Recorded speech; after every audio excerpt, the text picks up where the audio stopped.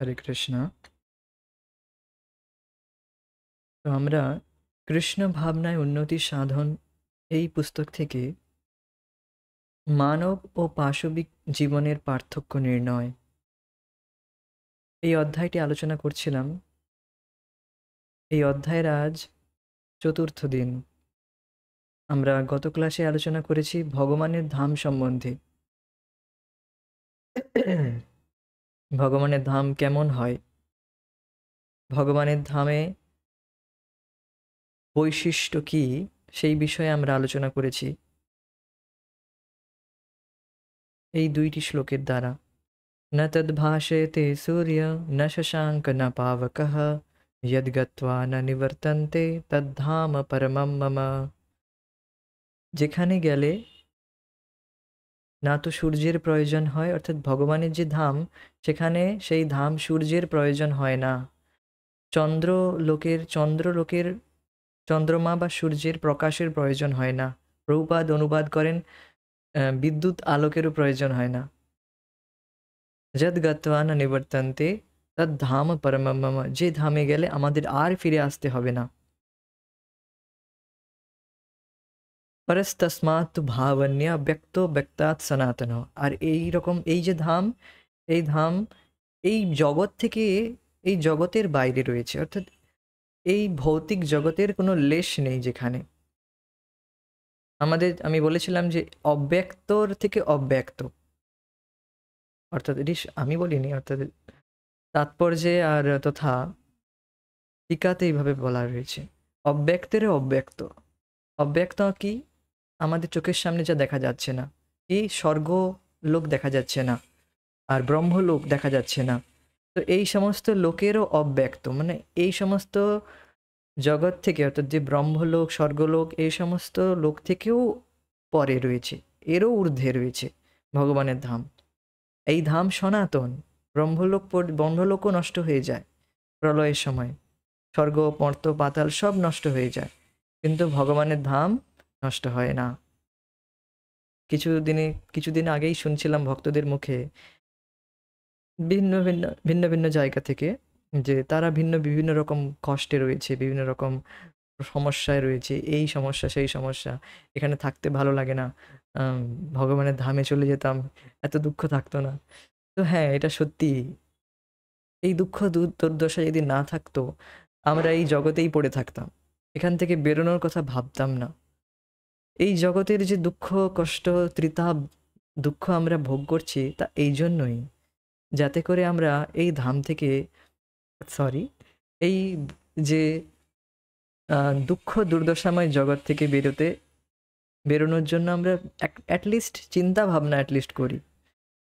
না হলে তো আমরা এই দুঃখ দুর্দশাময় সংসারেই ফেঁসে যাব, জড়িয়ে থেকে যাব। আর আমরা যে প্রকৃত সুখ, আমাদের যে নিত্য গন্তব্যস্থল, আমাদের যে প্রকৃত ঘর, সেখানেই আমরা যেতে পারবো না।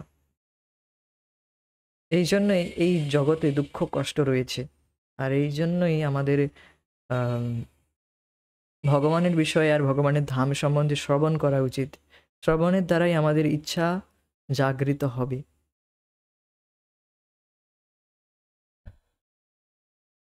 তো এইবার আজকে আমরা আলোচনা করব যে ভগবান কৃষ্ণ কিভাবে এই জগৎ সৃষ্টি করেও তিনি নিরাসক্তভাবে থাকেন। তিনি জড়িয়ে পড়েন না, অর্থাৎ আসক্ত হয়ে যান না। এত জগৎ সৃষ্টি করার পরেও তিনি আসক্ত হন না, সে বিষয়ে আলোচনা করব। আর তারপর আমরা দেখব যে চেতনার উন্নতি অনুসারে আমাদের যে কত যোনি রয়েছে, জীব যোনি রয়েছে, সেই বিষয়ে দেখব।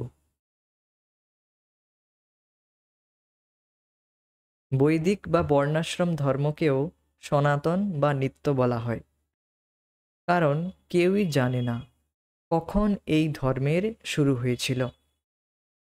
খ্রিস্টান ধর্মের 2000 বছরের ইতিহাস রয়েছে, মুসলমান ধর্মের রয়েছে 1300 বছরের ইতিহাস, কিন্তু আমরা যদি বৈদিক ধর্মের সূত্রপাতের অনুসন্ধান করার চেষ্টা করি, তাহলে আমরা তার কোনো শুরু খুঁজে পাব না। বর্ণাশ্রম ধর্মকে জীবের নিত্য ধর্ম বলে স্বীকার করা হয়েছে। তো দেখুন, আপনারা দেখবেন যে খ্রিস্টান ধর্ম, মুসলমান ধর্ম, এই সমস্ত ধর্মের একটি শুরু রয়েছে। কিন্তু যে বৈদিক যে ধর্ম, সনাতন ধর্ম, জীবের যে নিত্য ধর্ম, সেই ধর্মের বিষয়ে কিন্তু কোনো শুরুর কোনো খোঁজ পাওয়া যাবে না। কোথায় শুরু হয়েছে? কারণ এটি সনাতন। আর এই ধর্মকে সনাতন বা নিত্য কেন বলা হয়েছে? কারণ এর কোনো শুরু বা শেষ নেই।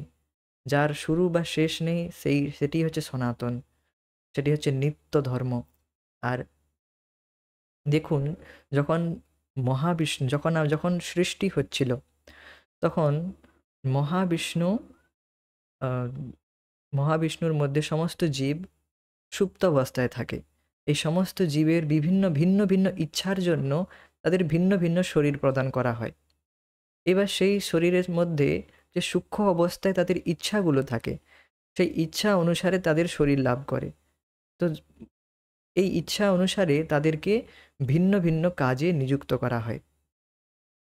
আগের সৃষ্টিতে যেমন তাদের ইচ্ছা ছিল, যে কাজে নিযুক্ত ছিল, কেউ ব্রাহ্মণের, কেউ শূদ্র, কেউ বৈশ্য, কেউ ক্ষত্রিয়, যে যেমন স্বভাবের ছিল সেই স্বভাব অনুসারে তাকে শরীর প্রদান করা হয়। এটি হচ্ছে বর্ণাশ্রম। আর এটি কোনো ভেদভাব নয়, যে উঁচু নিচুর জন্য নয়।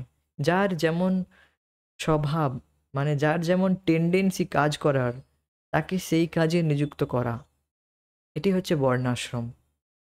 কেউ মাঠে খেটে কাজ করে সুখী থাকে, কেউ আম শিক্ষা জ্ঞান দান করে সুখী হয়, অর্থাৎ সেইভাবেই সে সন্তুষ্ট থাকে। কেউ যুদ্ধ করে, দেশের জন্য যুদ্ধ করে সে সন্তুষ্ট থাকে। তার যে এই যে সন্তুষ্টি বিধান, সে কি কাজের মধ্যে যে পাচ্ছে, এর দ্বারা বোঝা যাচ্ছে যে সে কোন বর্ণের।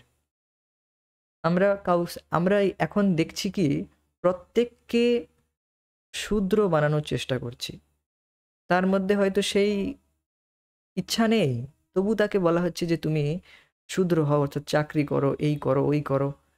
কিন্তু তার মধ্যে সেই টেন্ডেন্সি নেই, অর্থাৎ তার এই স্বভাব নেই, কিন্তু তবুও তাকে এইভাবে আমরা ফোর্সফুল্লি তাকে কাজে, অর্থাৎ চাকরির কাজে, অর্থাৎ শূদ্রের কাজে নিযুক্ত করছি। আমরা যতক্ষণ না ব্যক্তির স্বভাব অনুসারে তাকে সেই কাজে নিযুক্ত করব, সে আহ, প্রগতি লাভ করতে পারবে না। যে কাজের সঙ্গে কমফোর্টেবল, তাকে যদি সেই কাজটা করতে দেওয়া হয়, তাহলে সে কিন্তু খুব ভালোভাবে নিপুণতার সঙ্গে সেই কাজটি করতে পারবে। তো সেই যে স্বভাব অনুসারে যে কাজ, এটিকেই বলা হয় বর্ণাশ্রম ধর্ম। শিল প্রভুপাদ এই বর্ণাশ্রম ধর্মের কথা এখানে বলছেন। এই বর্ণাশ্রম ধর্ম যার দ্বারা ব্যক্তি ধীরে ধীরে আধ্যাত্মিক প্রগতিতে উন্নতি লাভ করবে। সে যদি এইভাবে নিজের বর্ণ আশ্রম অনুসারে সে যদি নিজের কর্তব্য কর্ম পালন করে, তার দ্বারা সে ধীরে ধীরে শুদ্ধ হবে। প্রত্যেকটি যে আশ্রম আর প্রত্যেকটি বর্ণের মধ্যে একটি বিশেষ গুণ রয়েছে। সেই কোয়ালিটি অনুসারে সে যদি কাজ করে, তার সেটিকে দিব্য গুণ বলা হয়। ভগবদ্গীতায় এটি বলা হয়েছে যে যে ব্রাহ্মণ, ক্ষত্রিয়, বৈশ্য, শূদ্র, এদের প্রত্যেকের একটি স্পেশাল কোয়ালিটি রয়েছে। আর এই স্পেশাল কোয়ালিটিগুলো তাদের দিব্য গুণ। আর এই গুণগুলোর অনুসারে সে যদি কাজ করে, সে ধীরে ধীরে ভগবত উন্মুখ হবে। সে ধীরে ধীরে বুঝতে পারবে, সে ধীরে ধীরে এই আশ্রম থেকেও ঊর্ধ্বে উঠে যাবে, বর্ণ আশ্রম থেকে ঊর্ধ্বে উঠে যাবে, অর্থাৎ ভগবত উন্মুখী হবে। এই জন্য বর্ণাশ্রম ধর্ম দরকার রয়েছে। এটি কোনো উচ্চ নিচু বিচার নয়, যে যে আমি বোধহয় শূদ্র হলে ছোট হয়ে যাব, বা বৈশ্য হলে বড়, বা ব্রাহ্মণ হলে আরও বড়, ক্ষত্রিয় হলে বড়। এটি এইভাবে নয়। এটিকে শ্রীমদ্ ভাগবতমে বলা হয়েছে, যেমন মাথাকে ব্রাহ্মণের সাথে তুলনা করা হয়েছে, দুটি হাতকে ক্ষত্রিয়ের সাথে, পেট পেটকে বলা হয়েছে বৈশ্য, আর যে নিচের যে অংশ আমাদের পায়ের দিকে, এটি শূদ্রের সাথে তুলনা করা হয়েছে। অর্থাৎ প্রত্যেকের সাথে সামঞ্জস্য রেখেই কাজ করে না। কেউ আলাদাভাবে তো কেউ করতে পারবে না। হাত পা শরীর সমস্ত একে অপরকে সাহায্য করে। এর মধ্যে উঁচু নিচের কোনো বিচার নেই। ব্রাহ্মণের কাজ বেদ শাস্ত্র অধ্যয়ন করে অন্যান্য যে ৩টে যে আশ্রম রয়েছে, বর্ণ রয়েছে, অর্থাৎ ক্ষত্রিয়, বৈশ্য, শূদ্র, এদেরকে ব্রহ্মজ্ঞান দান করা, ভগবান সম্বন্ধে বলা। আর যে শূদ্র রয়েছে তার কাজ হচ্ছে ব্রাহ্মণকে সাহায্য করা বিভিন্ন রকম যজ্ঞ যাগযজ্ঞের জন্য। ব্রাহ্মণ তার ভারী ভারী কাজ করতে পারবে না, তো তার জন্য সহায়তা লাগবে। তো সেও ভগবানের সেবা তাকে করতে পারবে, অর্থাৎ ভগবানের যে সেবাটি করছে তাকে সহায়তা করতে পারবে, অ্যাসিস্ট করার দ্বারা সেও কিন্তু সেম লাভ পাবে। এটি বলা হয় শাস্ত্রে যে যে ভগবত সেবা করছে আর যে তাকে সাহায্য করছে দুজনেই সমান লাভ পায়। তো এখানে শূদ্র কি নিচু হলো? না, শূদ্র কেবলমাত্র ব্রাহ্মণকে অ্যাসিস্ট করে সমান লাভ পেয়ে যাবে। ক্ষত্রিয় শূদ্র ব্রাহ্মণকে রক্ষা করবে, ব্রাহ্মণদেরকে যাতে রক্ষা করে দ্বারা তার দিব্য জ্ঞানকে বজায় রাখবে, যাতে বাহ্যিক বাইরের কেউ বহিঃশত্রু তাকে আক্রমণ না করে। তো এইভাবে আর বৈশ্য খাদ্য যোগান দেবে, আর ৩টি যে আশ্রম বর্ণ রয়েছে। তো এইভাবে একে অপরকে সাহায্য করার দ্বারা সবাই খুব সহজেই ভগবত ভক্তির পথে এগোতে পারবে। আমরা প্রায় বলে থাকি যে ভগবান এই জড় জগৎ সৃষ্টি করেছেন, আর তার অর্থ হলো এই যে ভগবান জগৎ সৃষ্টির পূর্বেও বর্তমান ছিলেন। যেহেতু ভগবান এই জড় জগতের এই জড় প্রকাশের পূর্বেও বর্তমান ছিলেন, তাই তিনি এই সৃষ্টির অধীন নন। তিনি যদি জড় জগতের নিয়মের অধীন হতেন তাহলে তিনি কিভাবে তা সৃষ্টি করতেন? ভগবান যে তার সৃষ্টি থেকে অভিন্ন এবং যুগপৎভাবে সৃষ্টির অতীত স্বয়ং সম্পূর্ণ, তা শ্রীমদ্ ভগবদ্ গীতায় ব্যক্ত হয়েছে। এবার টপিকটা চেঞ্জ হচ্ছে, টপিকটা এইভাবে এবার হচ্ছে যে ভগবান এই জগৎ সৃষ্টির করার পরেও ভগবান নিজে আসক্ত নন। আপনি বলবেন, আচ্ছা এই এত বর্ণ আশ্রম সৃষ্টি করেছেন ভগবান, তাহলে নিশ্চয়ই ভগবান আসক্ত হয়ে যাবেন। তো বলছে না, ভগবান আসক্ত হন না। এই শ্লোকের দ্বারা এখানে বলা হচ্ছে, ময়া তদমিদম সর্বম জগৎ অব্যক্তমূর্তিনা মৎস্থানি সর্বভূতানি ন চাহম তেষবস্থিত न च मत्स्थानि भूतानि पश्य मे योगमैश्वर्यं भूतभृन्न च भूतस्थ ममात्मा भूतभावना। आरेकबार, मया ततमिदं सर्वं जगत् अव्यक्तमूर्तिना मत्स्थानि सर्वभूतानि न चाहं तेषवस्थित न च मत्स्थानि भूतानि पश्य मे योगमैश्वर्यं ভূতভৃন্ন চ ভূতস্থ মমাত্মা ভূত ভাবনা। অনুবাদ, অব্যক্ত রূপে আমি সমগ্র জগতে ব্যাপ্ত আছি, সমগ্র জীবগুলি আমাতে অবস্থিত, কিন্তু আমি তাদের মধ্যে অবস্থিত নই। সব কিছুই আমার দ্বারা সৃষ্ট হওয়া সত্ত্বেও তারা আমাতে অবস্থিত নয়। আমার যোগ ঐশ্বর্য দর্শন করো। যদিও আমি সমস্ত জীবের ধারক এবং যদিও আমি সর্বব্যাপ্ত, তবুও আমি এই জড় সৃষ্টির অন্তর্গত নই, কারণ আমি নিজেই সমস্ত সৃষ্টির উৎস।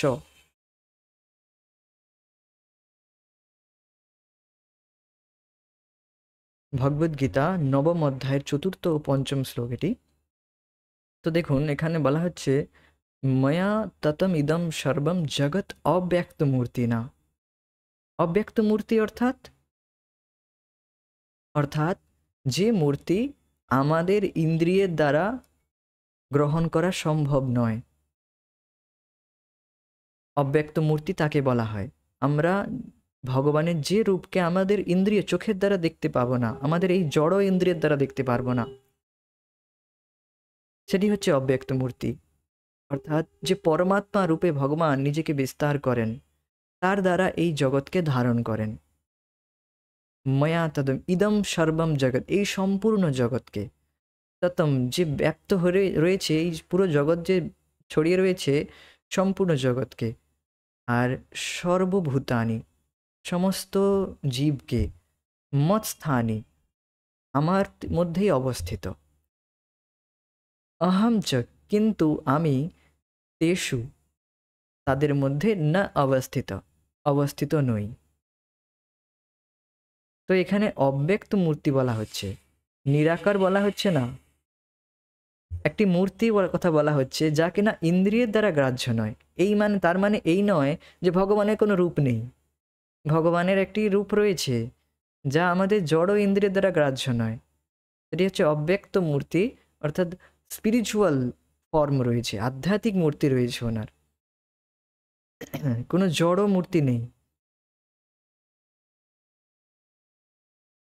তো ভগবান এই জগৎ, সম্পূর্ণ জগতের মধ্যে ব্যাপ্ত রয়েছেন, সমস্ত জগৎ ওনার মধ্যে স্থিত রয়েছে, কিন্তু ভগবান বলছেন আমার মধ্যে না চ অহম তেষবস্থিত, কিন্তু আমি তাদের মধ্যে নেই।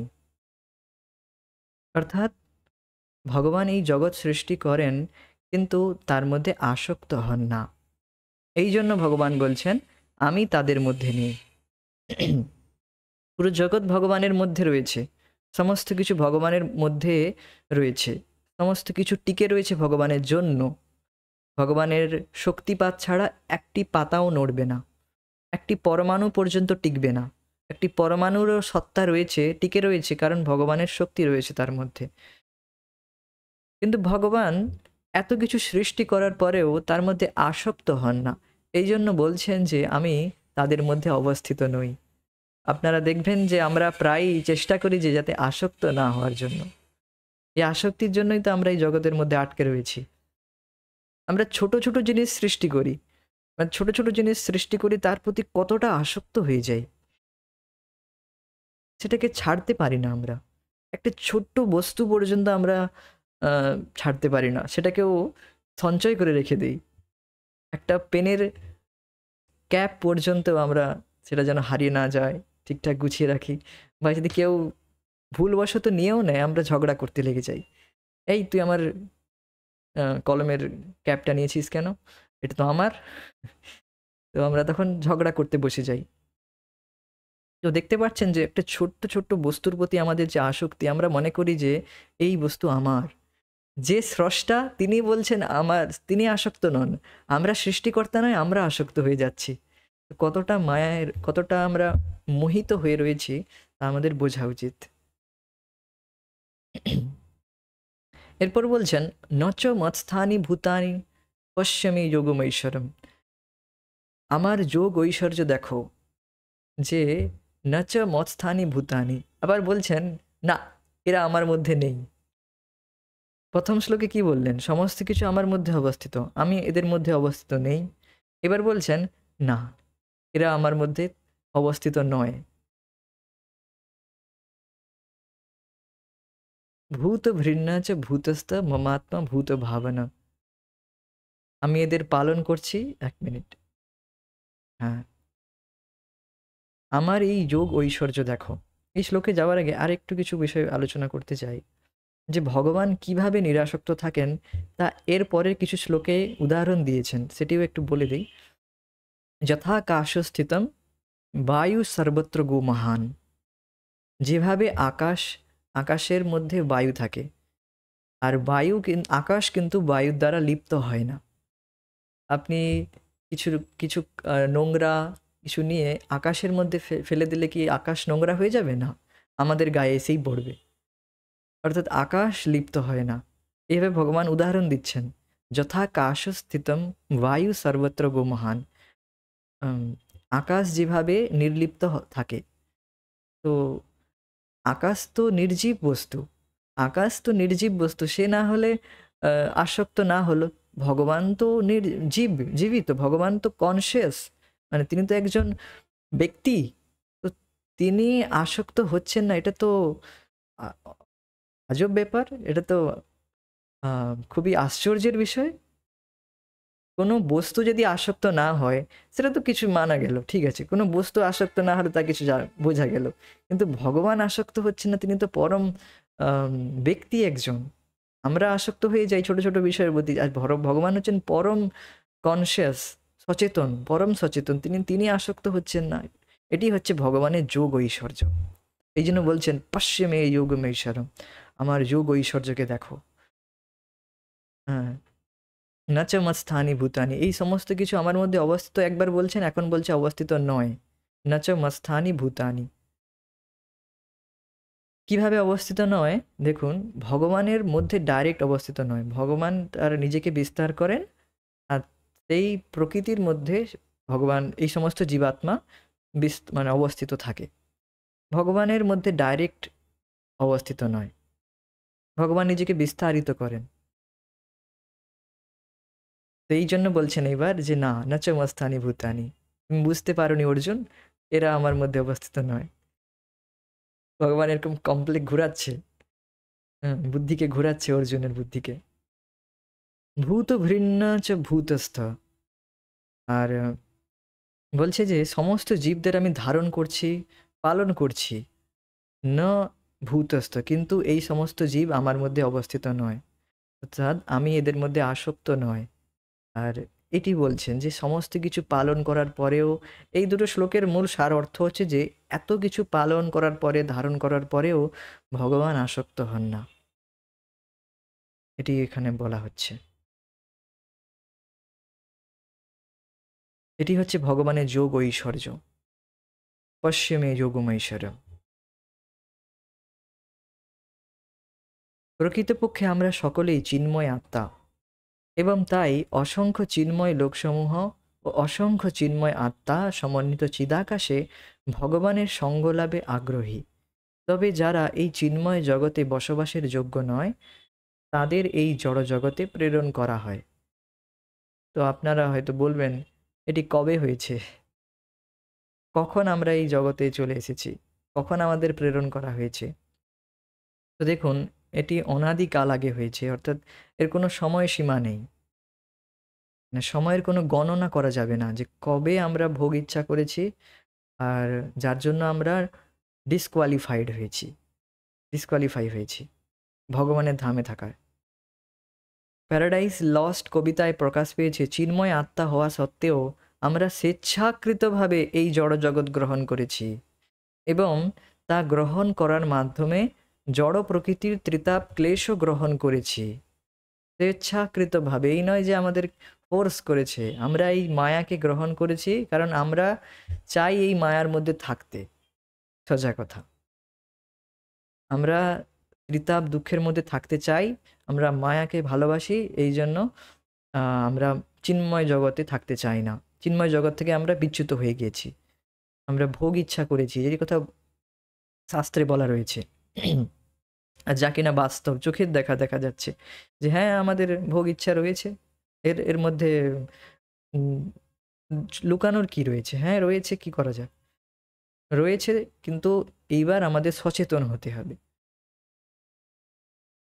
এর মধ্যে তর্কের মধ্যে যারা পড়ে যায়, কবে আমরা এই জগতে পড়লাম তা বলো, তবে যে আমি হরিনাম করব, তবে আমি জপ করা শুরু করব। তো এসব মূর্খতা বিষয়। তা এটি ঠিক যেমন হবে, ঠিক যেমন তাকে যদি বলা হয়, একজন যদি ম্যালেরিয়া রোগে আক্রান্ত হয়, সে যদি ডাক্তারের কাছে তর্ক করতে থাকে, আমি কবে এই রোগে, কবে আমি ম্যালেরিয়া দ্বারা আক্রান্ত হলাম সেটা বলুন, তারপরে আমি ওষুধ খাবো। তো এটি তো সেই রকমই মূর্খতা হয়ে যাবে, যে কবে আমরা এইরকম হলাম, এইরকমভাবে জড়দেহ গ্রহণ করেছি সেটি বলুন, তারপর আমি হরিনাম করব, তারপর আমি ভগবত নাম জপ করব, কৃষ্ণ ভাবনা অনুশীলন করব। এটি তো মূর্খতা সেই রকমই হয়ে যাবে। যদিও জানতে পেরে গেলেও কবে হলো, হ্যাঁ, একের পিঠে লক্ষ লক্ষ শূন্য, কোটি কোটি শূন্য বসিয়ে দিন, তারপর যদিও জানা গেল, জেনেও কি করবেন? আপনাকে সেই তো সাধন ভজন করে নিজেকে, নিজের এই ইচ্ছা, যে ভোগ ইচ্ছাকে আর্টিফিশিয়ালি দূর করা যাবে না, হরিনাম জপ করে নিজের হৃদয়কে শুদ্ধ করে তবে আপনি মুক্ত হতে পারবেন এই জগৎ থেকে। আর্টিফিশিয়ালি মানে কৃত্রিমভাবে জোর করে আমরা ভোগ ইচ্ছাকে দূর করতে পারবো না। হরিনাম জপ করার দ্বারাই, হরে কৃষ্ণ কৃষ্ণ কৃষ্ণ হরে হরে, হরে রাম রাম রাম হরে হরে, এই হরিনাম মহামন্ত্র জপ দ্বারাই কেবলমাত্র আমরা আমাদের হৃদয়কে শুদ্ধ করতে পারবো। আর তখন আমরা স্বেচ্ছাকৃতভাবে এই জড় জগৎকে ত্যাগ করব, আর স্বেচ্ছাকৃতভাবে ভগবানের গ্রহণ করব, ভগবানের প্রেমে অভিভূত হয়ে প্রেম লাভ করে ভগবত ধামে ফিরে যাব স্বেচ্ছাকৃতভাবে, অটোমেটিক হবে। আর্টিফিশিয়ালি নয়, মানে কৃত্রিমভাবে জোর করে হয় না। ঠিক যখন আমরা তা গ্রহণ করেছিলাম এবং কিভাবে গ্রহণ করেছিলাম তার কোনো সন্ধান পাওয়া যাবে না। বদ্ধ জীবাত্মারা যে কখন এই সমস্ত জড়দেহ গ্রহণ করতে শুরু করেছিল তার ইতিহাস কেউই সন্ধান করতে পারে না। আর এটি সন্ধান করারও প্রয়োজন নেই। যে উদাহরণ এক্ষুনি দিলাম, যে আপনি যদি জানতেও পেরে যান কবে আপনি হলেন, এই তো আপনাকে শুদ্ধিকরণের জন্য এখন আপনাকে হরিনাম জপ করতে হবে না? আপনাকে কৃষ্ণ ভাবনা অনুশীলন তো করতেই হবে। তো এটি বলা হচ্ছে। বর্তমানে উচ্চশিক্ষার প্রতিষ্ঠানগুলিতে জৈব পদার্থের বিবর্তনবাদ সম্বন্ধীয় ডারউইন তত্ত্বের পঠন পাঠন খুবই উল্লেখযোগ্য। এবার একটু বিষয়টি পরিবর্তিত হচ্ছে, যে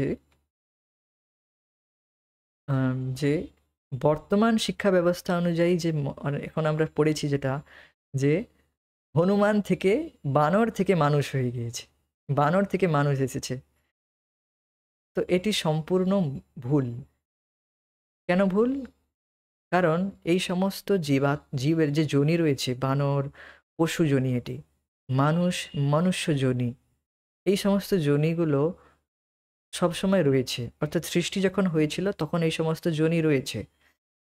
আর এই নয় যে কোনো যোনি থেকে, স্পেসিফিক যোনি থেকে সেটি অভিব্যক্ত হয়ে ইভলভ করে সে অন্য যোনি এসেছে, মানব যোনি এসেছে, এটি নয়। চেতনার উন্নতির দ্বারা আমরা শরীর লাভ করি, নাকি শরীরের উন্নতির দ্বারা, সেটি বলা হবে এখানে। বর্তমানে উচ্চশিক্ষার প্রতিষ্ঠানগুলিতে জৈব পদার্থের বিবর্তনবাদ সম্বন্ধীয় ডারউইন তত্ত্বের পঠন পাঠন খুবই উল্লেখযোগ্য। ডারউইন তত্ত্বে কি বলে, যে যে লম্বা গলাওয়ালা যে জিরাফ ছিল, সে খুব যখন গাছগুলো ছোট হয়ে গেল আর খেতে পাচ্ছিল না কিছু, গাছ থেকে পাতা খেতে পাচ্ছিল না, সে তার গলা নিচু হয়ে গেল, ছোট হয়ে গেল, বা ঘোড়া জিরাফ হয়ে গেল, কিছু এরকম অনেক রকম তো রয়েছে। আরশোলা থেকে কিভাবে এরকম বিভিন্ন রকম রয়েছে। আর ডারউইন নিজেই এই সমস্ত তত্ত্বের কথা বলেন যে এগুলো আমার কেবলমাত্র মনোভাবনা, মনোকল্পনা। কিন্তু পদ্মপুরাণ ও অন্যান্য নির্ভরযোগ্য শাস্ত্রসমূহে জীবের এক দেহ থেকে অন্য দেহে বিবর্তনের তথ্যাবলী প্রদান করা হয়েছে। এই পুরাণ থেকে জানা যায় যে 84 লক্ষ বিভিন্ন যোনি সম্ভূত জীবদেহ রয়েছে। তার মধ্যে 9 লক্ষ হচ্ছে জলজ প্রাণীর দেহ এবং 20 লক্ষ হচ্ছে উদ্ভিজ দেহ। এই বিষয়ে যাওয়ার আগে আর কিছু আলোচনা করতে চাই। আপনি কখনো এটি দেখবেন না যে আপনার পূর্বপুরুষের ছবির মধ্যে কোনো বানরের ছবি রয়েছে, এটি কোনোদিন দেখবেন না। তো এটি কেবলমাত্র একটি মনোভাবনা, মন গড়ন কল্পনা কেবলমাত্র। এই সমস্ত যোনি, বানর যোনি আর যে সমস্ত মনুষ্য যোনি, পশু যোনি, এগুলো সবসময়, এগুলো সৃষ্টির সময় বিদ্যমান রয়েছে। চেতনার উন্নতির দ্বারা আমরা ভিন্ন ভিন্ন শরীর লাভ করি, তাই বলা হচ্ছে পদ্মপুরাণ অনুসারে। দেখুন একটি শ্লোকের দ্বারা, এখানে পদ্মপুরাণে একটি শ্লোকে এটি বলা হয়েছে যে জলজা নবলক্ষানি आवरा लक्ष विंशति कृमया रुद्र सांख्यका पक्षिनाम दशलक्षणम त्रिंशत् लक्षणी पशव चतुर्लक्षानी मानुषा। এটি হচ্ছে 84 লক্ষ যোনি। কি জলজা নবলক্ষানি, জলজা অর্থাৎ জলে জন্ম নেওয়া প্রাণী 9 লক্ষ প্রকারের যোনি রয়েছে। 9 লক্ষ জীব নয়, 9 লক্ষের ভ্যারাইটির জীব রয়েছে। তো শাস্ত্র একদম পারফেক্ট বলে দিচ্ছে যে জলে কত রকম জীব রয়েছে। জলজা নবলক্ষানি, জলের মধ্যে 9 লক্ষ জীব রয়েছে। আমাদের তথাকথিত বিজ্ঞানকে এটি বলতে পারে যে জলের মধ্যে কত প্রকারের জীব রয়েছে? কোনো পারফেক্ট ডাটা দিতে পারবে না, কিন্তু শাস্ত্র পারফেক্ট ডাটা দেয়। নো প্রবাবলি, কোনো হয়তো, প্রায়, এসব কিছুই নয়, পারফেক্ট। জলজা নবলক্ষানি, জলের মধ্যে 9 লক্ষ যোনি রয়েছে। জলের মধ্যে, জলে জন্মজ জন্ম নেওয়া প্রাণী। স্থাবরা লক্ষ্য বিংশতি, আর যে স্থাবর অর্থাৎ অচল স্থির জীব, বৃক্ষ, উদ্ভিদ, লতা, গুল্ম, লক্ষ্য বিংশতি, এটা 20 লক্ষ হবে, একটু উল্টা পাল্টা হবে। লক্ষ্য বিংশতি মানে লক্ষ্য বিংশতি, একসাথে ধরুন 1 লক্ষ, বিংশতি মানে 20 লক্ষ। বুঝতে পেরেছেন? ঠিক আছে। কৃময়া রুদ্র সাংখ্যকা, কৃময়া মানে কীট পতঙ্গ, কৃমি পতঙ্গ প্রভৃতি 11 লক্ষ রয়েছে। রুদ্র সাংখ্যকা। পক্ষী নাম 10 লক্ষানাম, আর পক্ষী পাখিদের 10 লক্ষ রয়েছে, 10 লক্ষ জনি রয়েছে, 10 লক্ষ ভ্যারাইটি। আর ত্রিংশতি লক্ষণী, ত্রিংশতি লক্ষণী পশব, পশু রয়েছে 30 লক্ষ প্রকারের, আর 4 লক্ষ প্রকারের মানুষ জাতি রয়েছে। তো এইভাবে 84 লক্ষ জনি। এটি আপনি যোগ করবেন বাড়িতে বসে, দেখবেন এটি 84 লক্ষ হচ্ছে।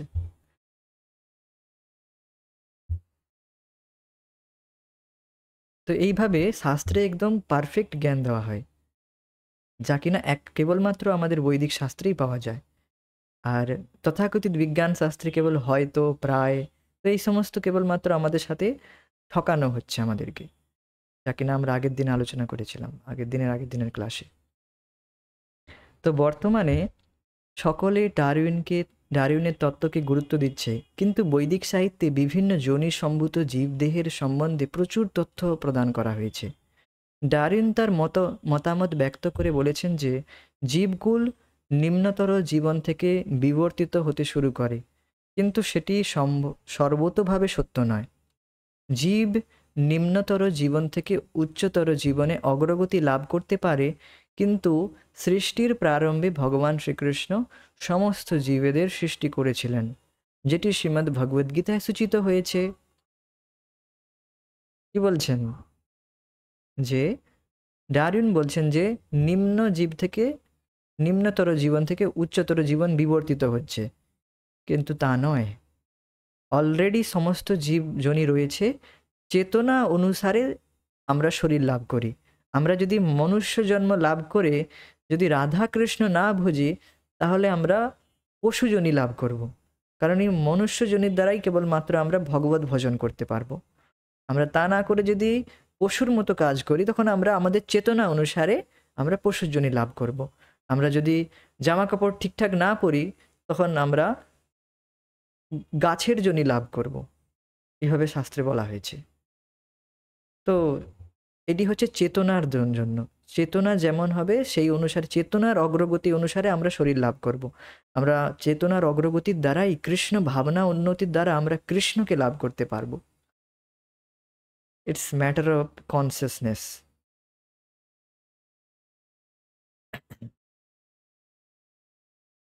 তো শ্রীমদ্ ভগবদ গীতা এটির প্রমাণ দেওয়া হচ্ছে। দেখুন, সমস্ত জীবজনী রয়েছে। সর্বভূতানি কৌন্তেয় প্রকৃতিম ইয়ান্তি মামিকাম কল্পক্ষয়ে পুনঃস্থানি কল্পাদৌ বিসৃজামহম।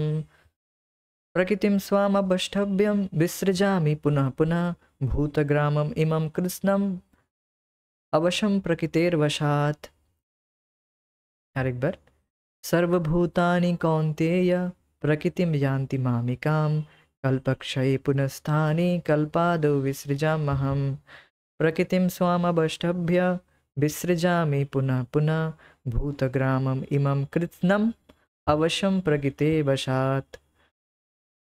হে কৌন্তেয়, কল্পের অবসানে সমস্ত জড় সৃষ্টি আমারই প্রকৃতিতে প্রবেশ করে। এই কল্প অর্থাৎ ব্রহ্মার একদিন নয়, এই কল্প অর্থাৎ ব্রহ্মার পুরো আয়ু। যখন পুরো ব্রহ্মাণ্ডের আয়ু শেষ হয়ে যায়, ব্রহ্মার আয়ু সাথে সাথে ব্রহ্মার আয়ু ইকুয়াল টু ব্রহ্মাণ্ডের আয়ু, তখন সমস্ত জড় সৃষ্টি আমার প্রকৃতি অর্থাৎ ভগবান মহাবিষ্ণুর মধ্যে প্রবেশ করে। সমস্ত জীব ভগবানের মহাবিষ্ণুর মধ্যে চলে আসে, প্রবেশ করে, এবং পুনরায় কল্পারম্ভে আবার যখন ব্রহ্মাণ্ডের সৃষ্টি হয়, আবার যখন মহাবিষ্ণু নিঃশ্বাস ত্যাগ করে, তখন সমস্ত ব্রহ্মাণ্ড আবার সৃষ্টি হয়ে যায়। কল্পারম্ভ হলো, আবার ব্রহ্মার আয়ু শুরু হলো। তখন তাদের পুনরায় সৃষ্টি হয়, সমস্ত জীবজনিক আবার পুনরায় সৃষ্টি করা হয়, যার যেমন ইচ্ছা ছিল, যে যেই মুহূর্তে মারা গিয়েছে। কেউ হয়তো যখন প্রলয় হয়েছে, যে যে কাজ করছিল তাকে সেই কাজে আবার নিযুক্ত করা হয়। এই জগৎ এই জগৎ আমারই প্রকৃতির অধীন, তা প্রকৃতির বশে আপনা থেকে আমার ইচ্ছায় বারবার সৃষ্টি হয়, আমারই ইচ্ছার দ্বারা অন্তকালে বিনষ্ট হয়ে যায়। তো এইভাবে বুঝতে পারছেন যে ভগবান শ্রীকৃষ্ণ কিভাবে সমস্ত জীবজনী সৃষ্টি করেছেন, আর ভগবানের ইচ্ছার ফলেই সমস্ত কিছু বারবার সৃষ্টি হয়, আবার বিনষ্ট হয়ে যায়। এইভাবে আমরা কেবলমাত্র একটি চক্রে ঘুরছি। এখান থেকে বেরোনোর একটাই উপায়, হরে কৃষ্ণ কৃষ্ণ কৃষ্ণ হরে হরে, হরে রাম রাম রাম হরে হরে। এই জন্ম মৃত্যু জরা ব্যাধির চক্র থেকে বেরোনোর একটি উপায় হচ্ছে হরিনাম জপ করা আর ভগবানের সম্বন্ধে শ্রবণ করা। তো এখানে আজকে আমরা আমাদের চর্চা এখানে স্থগিত রাখবো, পরবর্তী আলোচনা পরবর্তী ক্লাসে। হরে কৃষ্ণ, জয় শিল প্রভুপাদ, নিতাই গৌর প্রেমানন্দে Hari. Thank you so much, thank you for joining.